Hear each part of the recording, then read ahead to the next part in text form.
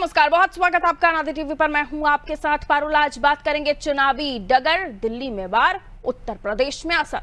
सियासत में जब भी मौका मिलता है बहस के मैदान में एक दूसरे को पटकनी देने की भरपूर कोशिशें की जाती है। ऐसे में सामने चुनाव हो तो नेता अपने आप को सिद्ध करने के पीछे बिल्कुल नहीं हटते।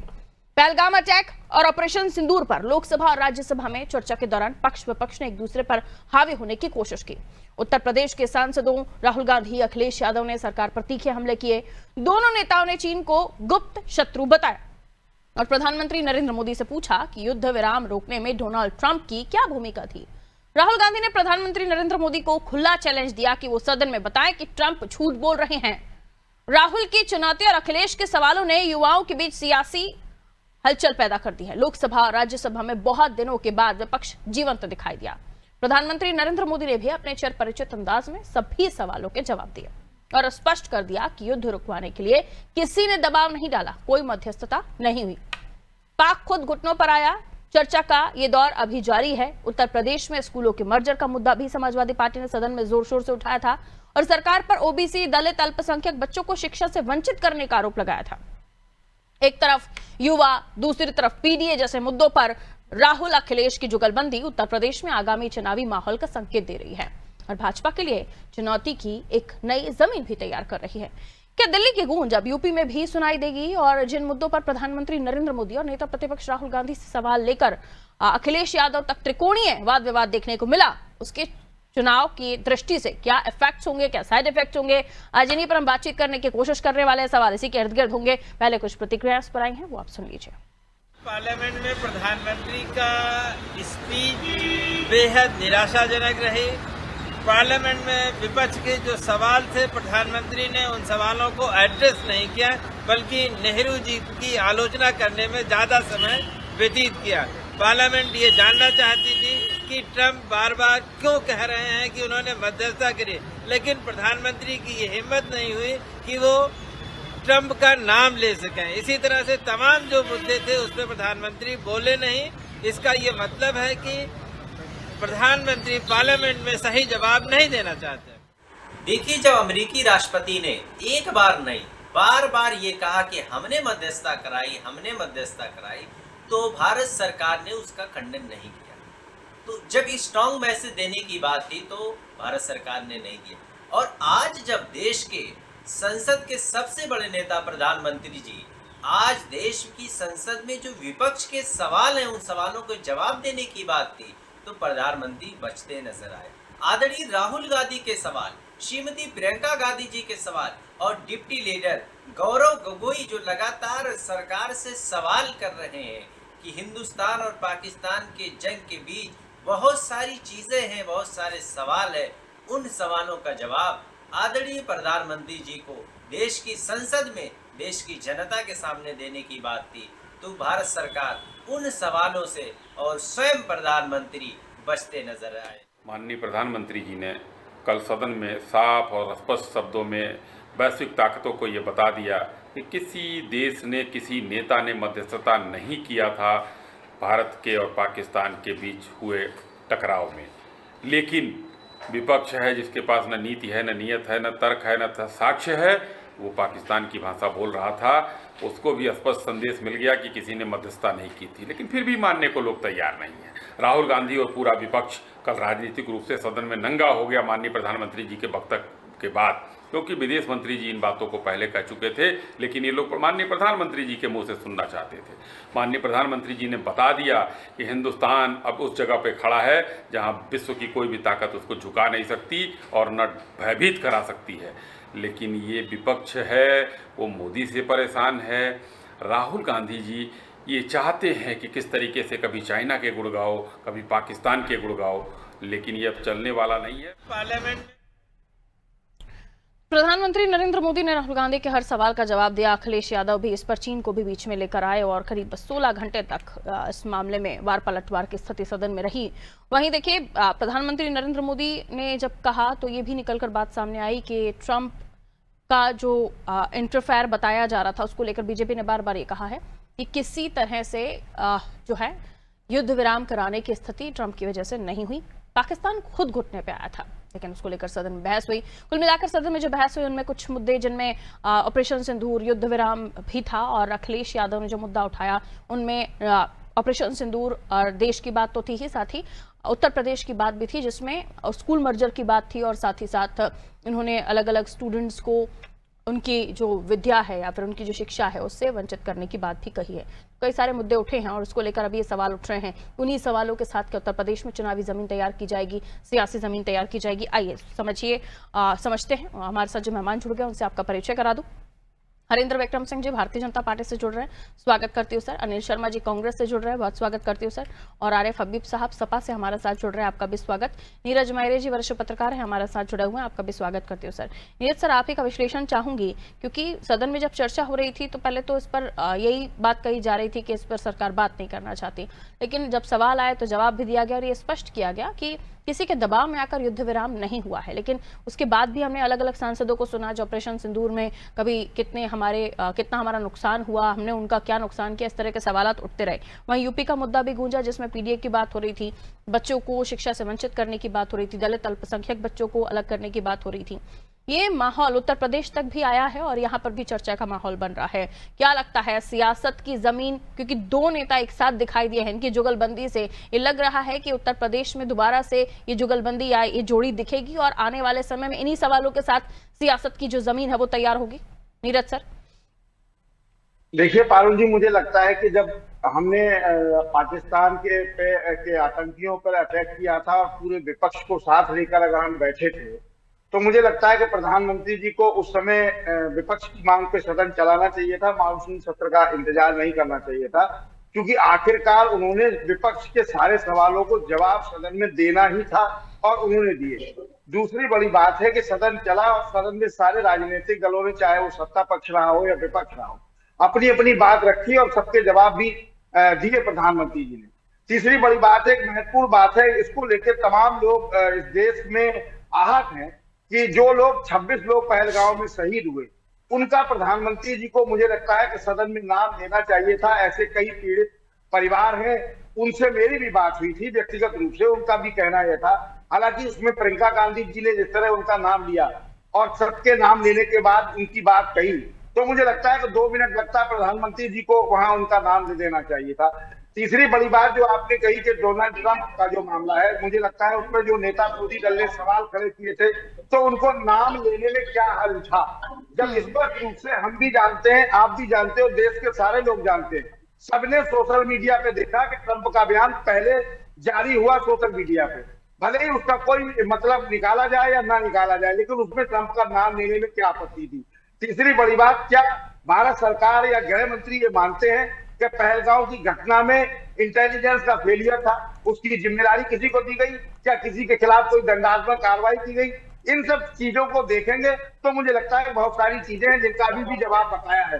सबसे बड़ी बात जो आपने वहां राजनीति की बात की, का वहां से लेके पीडीए उत्तर प्रदेश में आ गया है, तो पीडीए का मुझे कोई विशेष असर उत्तर प्रदेश में तो नहीं दिखाई देता है, क्योंकि पीडीए केवल जो है जिस हिसाब से दिखाई दे रहा है, एक विशेष वर्ग को आप टारगेट करते हैं, केवल यादवों की भलाई की बात करते हैं। और कल परसों की घटना है मौलाना साहब के साथ, वो धर्मगुरु है, मुस्लिम धर्मगुरु है, उनके साथ किस तरह की हाथापाई समाजवादी पार्टी की, तो निश्चित रूप से यह गुंडागर्दी है। और पीडीए का जो असली मतलब मुझे लगता है कि भारतीय जनता पार्टी एक तक बताने में लगी है, वो आपको अब टीवी चैनल के स्टूडियो में दिखाई देना, उसमें कुछ कहने की आवश्यकता नहीं थी। पारुल जी ठीक है सर, लौट रही हूँ। हरेंद्र विक्रम जी, बार बार ये पूछा जा रहा है कि तमाम बातें आप लोगों ने कही, लेकिन उसके बावजूद भी प्रधानमंत्री नरेंद्र मोदी ने जब जिक्र किया, ये विपक्ष कह रहा है कि क्यों आखिर ट्रंप का नाम नहीं लिया, अगर कहते तो शायद सब कुछ खुल जाता। ये आरोप लग रहे हैं आपके ऊपर। पारुल जी, इससे बड़ी कोई और बात नहीं, जब प्रधानमंत्री जी कह रहे हैं सदन में कि दुनिया के किसी भी नेता का इससे संबंधित कोई फोन नहीं आया और न कोई बात हुई। एडीजीएम जो होते उनके जो पाकिस्तान के शिक्षा के सेना के जो होते हैं उनका फोन आया था अपने एडीजी, उन्होंने बात की, उनकी बात के बाद जो भी डिसीजन हुआ उसके बाद हुआ है ऐसा। हाँ, वो विषय अलग है कि ट्रंप महोदय ने उस विषय को पहले चर्चा का विषय बना दिया। क्योंकि उपराष्ट्रपति जो है थे वो कुछ समय पूर्व अपने इंडिया में भारत में आए थे, उसी समय वो घटना घटित हुई थी, पुलवामा वाली पहलगाम वाली घटना उसी समय घटित हुई थी। तो उन्हें लगता था कि मोदी जी से हमारी बातचीत होती है, मोदी जी से हम बातचीत करके इसको रुकवा सकते हैं। तो मोदी जी ने कहा था कि हमने कोई आक्रमण नहीं किया है, हमने उसका सिर्फ आतंकवादी जो ठिकाने हैं उसके लिए ऑपरेशन सिंदूर चलाया है, उसके तहत आतंकवादी ठिकानों को तहस नहस किया है, हमारी तरफ से पहल नहीं होगी। यदि इसका रिएक्शन पाकिस्तान ने किया तो गोली का जवाब गोले से दिया जाएगा। और पाकिस्तान ने जब इसके बाद कुछ घटनाएं घटी उन्होंने मिसाइलों दागी, तो हमारे देश के नौजवानों ने उनका सटीक जवाब दिया। इसके अलावा उसके तत्काल बाद चाहे नूर खान एयरबेस हो, जितने भी एयरबेस थे सब पर भारत ने तत्काल जवाबी कार्रवाई करके तहस नहस कर दिया। जो 25% टैरिफ अब लगा दिया है, दोस्ती की वजह से लगाया है या नाम नहीं लिया उस वजह से लगाया है? क्या चीज? अभी 25% टैरिफ की बात कर रहे हैं ट्रम्प, जी। किसका कौन सा उपहार दिया है ये? आपको मालूम है ट्रम्प इस समय किस तरह से किस भाषा में बात कर रहे हैं, पूरे विश्व में उनकी क्या इमेज हो रही है, तो वो क्या कह रहे हैं इस पर कोई गौर ही नहीं कर रहा है समय देश में। हम तो कह रहे हैं देश में क्या बच्चा उनके पास जाने लगा। कम से कम आपने तो ट्रम्प के बारे में बोलने का जोखिम उठाया। खैर लौट रही हूँ आपके पास, क्योंकि ये सवाल बार बार पूछा जा रहा है हरिंद्र जी कि क्यों आखिर ट्रम्प का जुबान पर नाम नहीं आता। एनीवेज अनिल जी आपके करीब आते हुए और सवाल आपसे कि क्यों आखिर बार बार शक किया जा रहा है ऑपरेशन सिंदूर या ऐसी घटनाओं पर जहां सेना इन्वॉल्व हो, और फिर जब जवाब दे रहे हैं प्रधानमंत्री नरेंद्र मोदी तो भी आप सेटिस्फाइड नहीं हो रहे हैं। और ये पूछा जा रहा है क्योंकि जब भी कोई मुद्दा बनता है तो यूपी में इसलिए भी हवा चलती है क्योंकि बड़ा स्टेट है और कहा जा रहा है कि उत्तर प्रदेश में अगर आपकी लहर हुई तो देश में भी आपकी लहर होगी, तो इसलिए भी उत्तर प्रदेश को इन्वॉल्व किया जा रहा है। और फिर आपकी यानी राहुल जी की और अखिलेश जी की जोड़ी, ये जुगलबंदी दोनों ही एक ही टॉपिक पर आने वाले समय में अच्छे रिस्पांस मिलेंगे मुझे लगता है, नहीं? जी पारुल जी, सभी को मेरा नमस्कार। नमस्ते सर। 22 अप्रैल की जो घटना है पहलगाम में 26 देशवासियों को जो शहीद हुए और जो जाबाज सैनिक ऑपरेशन सिंदूर में शहीद हुए, उनको मेरी विनम्र श्रद्धांजलि। देखिए, देश की अगर बात की जाए, सबसे पहली बात तो ये है कि ये घटना घटित होनी नहीं चाहिए थी। इंटेलिजेंस की गृह मंत्री के अधीन आता है और गृह मंत्री ने अभी तक अपनी नैतिक जिम्मेदारी लेते हुए इस्तीफा नहीं दिया। दूसरी बात, प्रधानमंत्री जी ने विपक्ष की बातों का जवाब देने का, सारी बातों को गोल गोल भाषणों में घुमाने का काम किया, लेकिन सही मायने में जो जवाब देना चाहिए वो जवाब नहीं दिया। प्रधानमंत्री जी से कही गई थी कि जिस प्रकार से डोनाल्ड ट्रंप ने ट्वीट करके एक्स पर ट्वीट किया और अपने भाषणों में कई जगह कहा, प्रेस कॉन्फ्रेंस में कहा, 25-26 बार लगातार कहा कि हमने सीज फायर कराया समझौता कराकर, तो आज सदन के अंदर जो जवाब देना चाहिए था, प्रधानमंत्री मोदी जी ने स्पष्ट क्यों नहीं कहा कि ट्रंप कौन होते हैं, उनकी हैसियत क्या इस बात को बोलने की। अगर सीज फायर कराए तो हिंदुस्तान ने कराया, अपनी मर्जी से कराया, ये बोलते हम उनके साथ खड़े हो। लेकिन प्रधानमंत्री ट्रंप का नाम लेने से बचते नजर आए, क्योंकि नमस्ते ट्रंप उन्होंने भी आगे फ्यूचर को इन्वॉल्व करते हुए कि कहीं ऐसा नहीं किसी और देश का भी आप नाम ले लें, तो उन्होंने कहा किसी भी देश के किसी भी चीफ ने इसमें कोई इन्वॉल्वमेंट नहीं रखा, किसी की वजह से ये सीज फायर नहीं हुआ था। एक पाकिस्तान घुटनों पर आई, स्पष्ट तो कहा है। किसी अन्य देश ने यह घोषणा नहीं की कि हमने सीज फायर कराया, केवल ट्रंप ने घोषणा की लगभग 25-26 बार, और इस बार जो स्पष्ट कहा कि हमने जो है भारत पाकिस्तान के बीच में समझौता कराकर सीज फायर कराया है। तो ये जवाब देने का काम था भारत को, ये वक्त था जवाब देने का कि ट्रंप आपकी हैसियत नहीं है जो हमारे देश में दखल दे सके। ट्रंप जी को जवाब देना चाहिए था, ट्रंप आपका काम नहीं, ये सीज फायर हमने कराया, आप झूठी बात प्रचारित ना करें। लेकिन प्रधानमंत्री इस नाम देने से बचते नजर आए। ठीक है, आगे बढ़ रही हूँ, हमारे साथ और भी मेहमान जुड़े हुए हैं, जरा उनकी तरफ रुख कर लेते हैं। आरिफ साहब, इस मसले पर तो आप अपनी बात रखिए ही, क्योंकि क्यों आप लोगों को एतराज है प्रधानमंत्री नरेंद्र मोदी के खुद की बात पर कि जब वो खुद कह रहे हैं, और दूसरा ये भी कि अखिलेश जी ने मर्जर का मुद्दा उठा, उसमें भी पिछड़ा दलित अल्पसंख्यक कर दिया। जी जी, सभी पैनलिस्टों को नमस्कार। देखिए, नमस्ते सर। सबसे पहले तो ऑपरेशन सिंदूर को लेकर के मानसून सत्र में विपक्ष के नेता और देश की तीसरी सबसे बड़ी पार्टी के नेता आदरणीय अखिलेश यादव जी के द्वारा जो सवाल उठाए गए हैं, या राहुल गांधी जी के द्वारा जो सवाल उठाए गए हैं, प्रधानमंत्री उनके जवाब देने में कई बार उनका पानी पीना और कई बार काल्पनिक हंसी, कई बार ठहाके लगाना, यह निश्चित रूप से निराशा को परिभाषित करता है। वहीं पर देश की जनता को जो जवाब चाहिए था, वो उनकी अपेक्षाओं के विपरीत सदन में पूरा भाषण चुनावी रैली के जैसा था और विपक्ष के विरुद्ध घृणा का माहौल तैयार करने के लिए। वहीं 75 वर्ष के गौरवशाली इतिहास का मजाक उड़ाना था, जिस तरह से चुटकुले सुनाए जा रहे थे। प्रधानमंत्री जी ने घटना की एक बार भी निंदा नहीं की, घटना कैसे हुई उसका जवाब नहीं दिया, घटना के पीड़ितों का हाल चाल नहीं जाना, उनके ये जो हंसी थी, ये जो चुटकुले सुनाए जा रहे थे, उनके जख्मों पर नमक छिड़कने जैसा था। किसी पीड़ित से दुख साझा नहीं किया, ऑल पार्टी मीटिंग में भी नहीं गए। इतनी गंभीरता उनकी दिखाई दी 1.5 घंटे के भाषण में कि उन्होंने पीड़ित परिवार का मजाक उड़ाया, देश के गौरवशाली 75 वर्ष का इतिहास का मजाक उड़ाया और रैली जैसा भाषण दिया।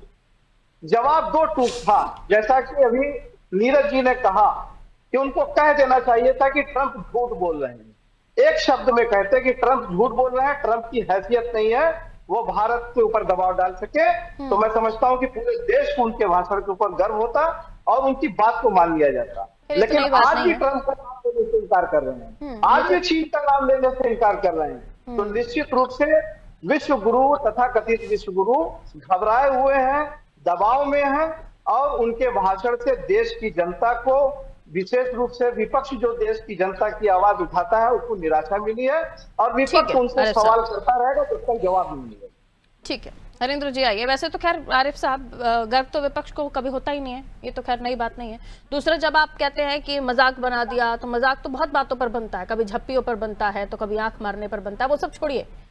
हरेंद्र जी, सवाल यही है कि क्यों आखिर ये जज्बा नहीं दिखा पा रहे हैं, ये आत्मशक्ति नहीं दिखा पा रहे हैं कि नाम ले पाए और कह पाए कि झूठे हैं आप, क्योंकि वो तो खुल्लम खुल्ला बोल रहे हैं कि हमने करवाया सीज फायर और इसी पर तो विपक्ष आपको घेर रहा है। फिर जवाब इसी पर सीधा देना चाहिए था। पारुल जी, विपक्ष इस पर ही नहीं घेर रहा। हाँ। विपक्ष तो इस पर भी घेर रहा है कि भारत के कितने एरोप्लेन उसमें तहस नहस हुए, वो क्यों नहीं बताए गए। जेट विपक्ष इस पर भी घेर रहा है, कितने जेट फाइटर तहस नहस हुए, वो क्यों नहीं बताए गए। हाँ। और आक्रमण किया तो क्यों किया गया, भाई सोमवार को ही महादेव ऑपरेशन क्यों चलाया गया। विपक्ष का कोई नहीं, सदन की अपनी एक मर्यादा है और लीडर की बात करने की अपनी एक मर्यादा होती है। ऐसा नहीं होता कि प्रधानमंत्री में दम हो तो सदन में आके बताएं। वो कह रहे हैं रैली की तरह भाषण था, कि जवाब देते देते पुराने किस्से निकाल के और पुरानी बातों पर आप विपक्ष से पूछने लगे कि आपने क्या किया। भाई सीधी सी बात है, आप हमसे तो प्रश्न कर रहे हैं, आपने जो किया आज ऑक्साइड चीन वाली भाई कैसे चीन ने हमारी जमीन को अधिग्रहण किया, पीओके हमसे कैसे गया और शिमला समझौता क्यों किया गया, और आपका अभी जो झेलम समझौता क्यों किया गया, ये सब समझौते क्यों किए गए, क्या सी परिस्थितियां थी उस समय, आपने खोया और आप हमसे कह रहे हैं कि विश्व समुदाय के भी कुछ नियम होते हैं, उन सबको देखकर करना पड़ता है। आज पाकिस्तान को चारों से घेर दिया है, आज अमेरिका चाइना सबकी और 35 रफाल अपने देश के पास थी और कुछ ही जगह टारगेट थे। आपने 95,000 शिमला समझौता हुआ, 95,000 कैदी आपने क्यों छोड़े। आपको बताना पड़ेगा देश को, आपने जनता को जवाब देना पड़ेगा। जनता को मालूम है, आपको जनता को मालूम है और जनता जानती है। आप जो काम विदेश को करना चाहिए, पाकिस्तान को करना चाहिए, आप सदन में बैठकर वो काम आप कर रहे हैं। आपको अपने देश की सेना पर विश्वास नहीं है, आपको अपने देश की सेना पे विश्वास नहीं है, आपको अपने देश के प्रधानमंत्री पे विश्वास नहीं है, आपको तो गर्व होना चाहिए। अच्छा, एक जो चीज, ठीक है रुक जाइए, बहस ऐसे मत कीजिए कि हमें समझना आए कि आप क्या रहे हैं। ठीक है अनिल जी, ये बार बार पूछा जाता है कि आपको किसी चीज पर यकीन नहीं होता, आपके शासनकाल में आपने क्या किया, ये सदन में भी बात उठी है। और दूसरा ये भी बार बार कहा जा रहा है कि आपको कभी किसी बात पर यकीन नहीं होता, जबकि आपके समय पर अटल जी ने तो तारीफ की थी, नहीं? देखिए, सबसे बड़ी बात है, अगर सत्यता होगी तो निश्चित हम तारीफ करेंगे, लेकिन अगर झूठ होगा तो झूठ अभी भी विश्वास नहीं है, अभी भी विश्वास नहीं है। ऑपरेशन सिंदूर पर ही विश्वास नहीं है या नुकसान हुआ उस पर विश्वास नहीं है पाकिस्तान में? किस पर विश्वास नहीं? पाकिस्तान कैसे बोल रहे हैं कि देश हित में? यदि हो सकता है गलत है तो भी आपको कहना चाहिए, भारत के हित में आपको बोलना चाहिए। तुम हमें की बहस नहीं। राहुल गांधी समय पूरा विपक्ष नंगा हो गया, शर्मिया की इस तरह की बातें करते हुए। ये शब्द का उपयोग बिल्कुल गैर संसदीय है और इसका इस्तेमाल क्यों आप नेता करने लगे मुझे समझ से परे है कि हम सभ्य भाषा बोलने वाले लोग और कहाँ हम किन शब्दों का इस्तेमाल करने लगे। हालांकि डिबेट से तर हो जाएगा, नहीं बोलना चाहिए, बिल्कुल नहीं बोलना चाहिए। ठीक है, बहुत शॉर्ट में आरिफ साहब, ठीक है, बहुत शॉर्ट में आरिफ साहब, क्योंकि ये देश की बात है।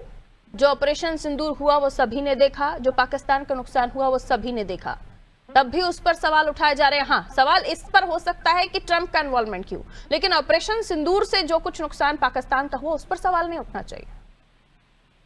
नहीं, बेशक देखिए, सेना के शौर्य पर कोई सवाल न विपक्ष ने कभी किया है और न विपक्ष कभी करेगा, लेकिन जो कूटनीति, जो विदेश नीति हमारे देश की होनी चाहिए थी वो नहीं हुई। जनरल मुनीर जो भीष्म पितामह है आतंकवाद का, उसने धमकी भी दी थी, वो मोदी जी के मित्र के साथ व्हाइट हाउस में लंच करता है और वहां के जनरल प्रमुख कहते हैं कि पाकिस्तान आतंक के खिलाफ हमारे लड़ाई में हमारा शानदार मित्र है और IMF उन्हें जो है आर्थिक सहायता देता है। मोदी जी की सुनने वाला उनके मित्र भी नहीं है। आज तक इस बात का जवाब नहीं दे पाए मोदी जी कि पहलगाम में क्यों नहीं सुरक्षा व्यवस्था थी। एक भी सुरक्षा कर्मी नहीं था, ये पीड़ित का बयान है कि एक भी सुरक्षा कर्मी नहीं था। इसकी ठीक है, लेकिन अब वो 3 मारे गए हैं जिनको लेकर ये भी सवाल पूछा जा रहा था कि जिन्होंने अटैक किया था वो कहाँ है। तो ऑपरेशन महादेव में ही उन आतंकियों को मार गिराया गया। हाँ।